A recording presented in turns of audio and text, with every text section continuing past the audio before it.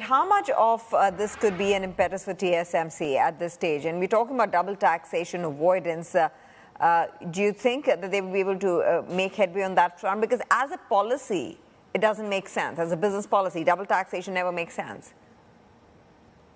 No, double taxation doesn't make sense. And there have been put up a lot of barriers. People say that the U.S. can't negotiate with Taiwan without negotiating with China. But there are already multiple tax agreements in place with Taiwan. There's a transportation income tax agreement. There's an agreement to facilitate implementation of the Foreign Account Tax Compliance Act, FACTA. So the U.S. can also play a role, actually, in terms of putting a taxation agreement with Taiwan in the chip sector. The challenge is not to anger the South Koreans, which already have a deal with Samsung and SK Hynix.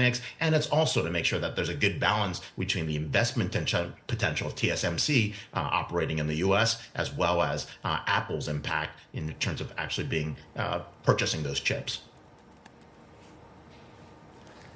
Ray, I've got to ask you though, because obviously everything that you're suggesting is, in a sense, accurate in terms of them being able to do a deal with TSMC. But is the risk of any kind of further angering of China enough to have anyone in the United States press pause? Because yes, for all the investment, but at the same time, this is almost akin, to them declaring that Taiwan is a nation in and of itself that can negotiate these things, or does it have to go through China in your mind?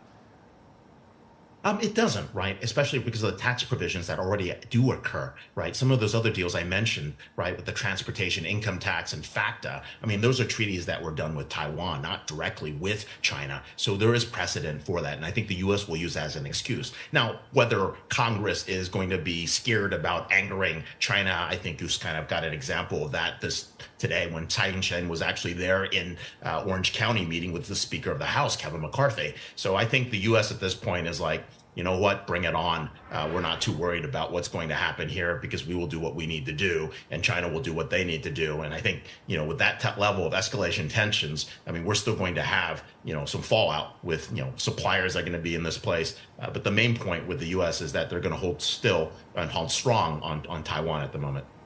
How significant do you think, not in terms of the Taiwan trip, but in terms of what Mike Gallagher and his cohort are doing, meeting with all of these tech leaders and having discussions about China, how significant do you think that's going to be for the tech space? Because, a lot of people, they seem to discount Mike Gallagher because he's an incredible China hawk, not understanding his background and just how, I suppose, in a sense, he's impressive he is when it does come to these kind of matters. So do you think that is going to play out a lot differently than what people are anticipating?